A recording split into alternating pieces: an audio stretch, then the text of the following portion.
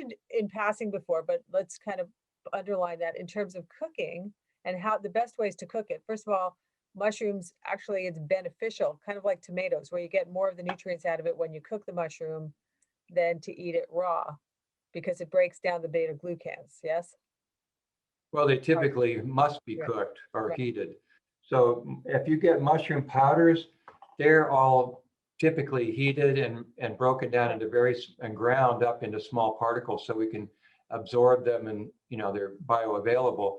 But if you're eating mushrooms like shiitake, some mushrooms are occasionally eaten raw, like as you know, the button mushroom in the stores and salads, they're eaten raw. But you're not going to get nearly as much out of it if you don't cook it. So almost all mushrooms need to be cooked, even though they might taste okay raw.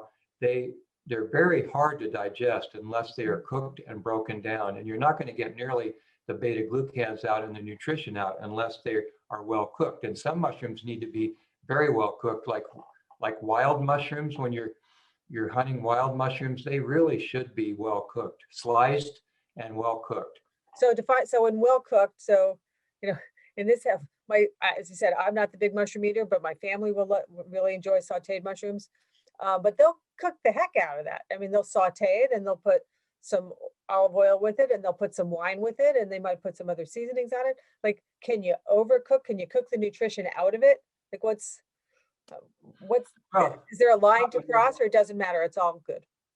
The more you cook it, the more B vitamins you're going to Yes. lose, of course. So that's one aspect of it. But you don't want to cook them until they're just mush.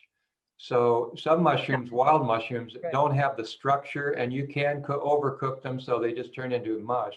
So they should be lightly stir fried. But like shiitake, they're pretty sturdy. You can really cook those until they're very tender. How I do it typically is I slice them up into slices, put them in a skillet, put some olive oil in there and some water. I like putting water in there so that when I'm cooking them, that you get steam coming up. And then I put my vegetables in there, and the kale and other types of vegetables. And then that kind of steams them, and then you've got olive oil in there too, to extract some of the active ingredients.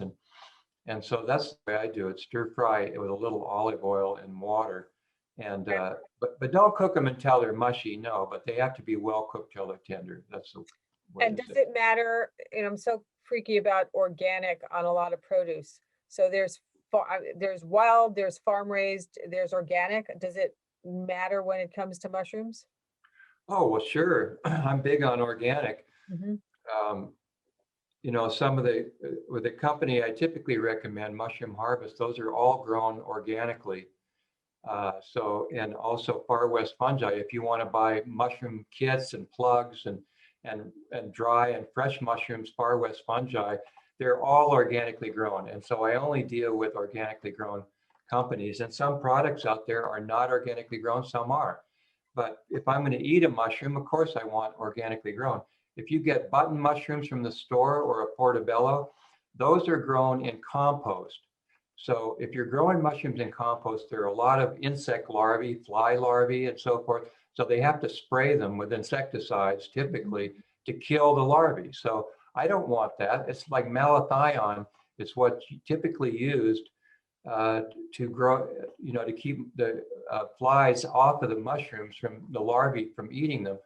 And if you buy mushrooms from out of the country, for instance, China or wherever, they're shipped into this country in big bags like this. And so they have to typically be fumigated to kill any larvae that are inside the fruiting body. So definitely you want organic if you can get it.